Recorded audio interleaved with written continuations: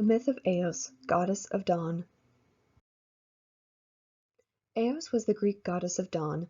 Every morning she would put on her saffron robe and fly out over the great oceans in her chariot to bring the first rays of light to the world.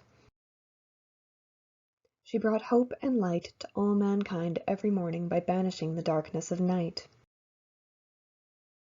But Eos grew lonely.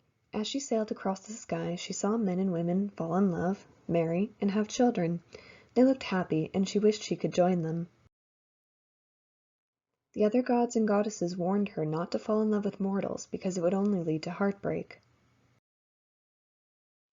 So Eos looked to the gods for love.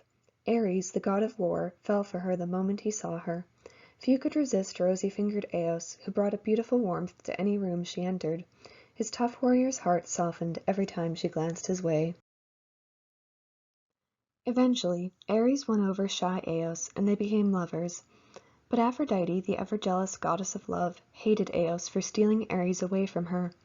Aphrodite cursed Eos to never stop falling in love, even with mortals.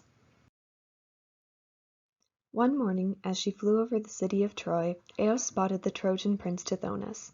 He was a handsome young man, and Eos instantly fell in love with him. Tithonus, amazed that such a beautiful goddess could love a mortal, fell for her as well. Soon they came to live together in Eos's palace on the ends of Oceanus.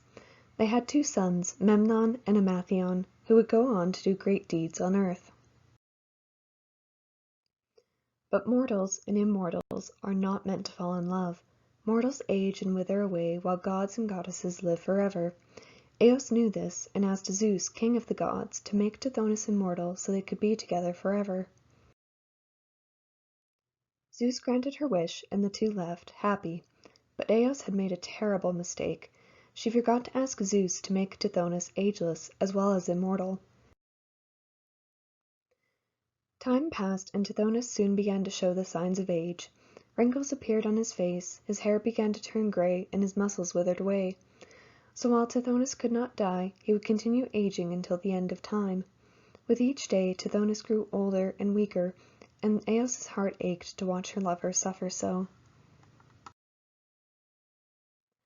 Eventually, Tithonus could do nothing more than get out of bed and walk the short distance to his favorite chair.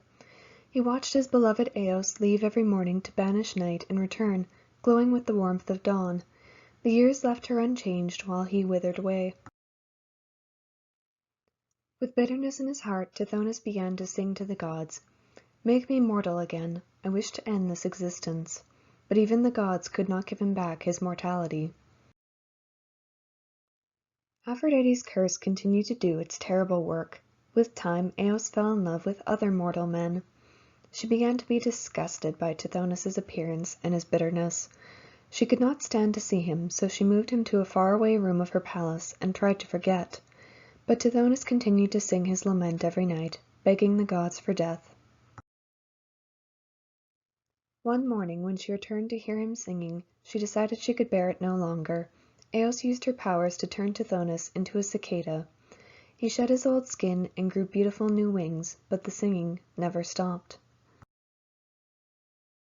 And that is why, to this day, all cicadas sing the song of Tithonus, the mortal who dared to love a goddess. Eos in her chariot. Within the walls of the Museum of Antiquities can be found this replica relief of Eos driving her chariot, drawn by the horses Lampos and Phaeton, Shiner and Bright.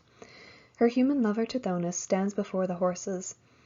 The original was found in Herculaneum and dates to the 1st century CE, although it now resides in the collection of the Duc de Lille in the Lisbon Museum, Lisbon. For more information on this piece and others, please visit our website.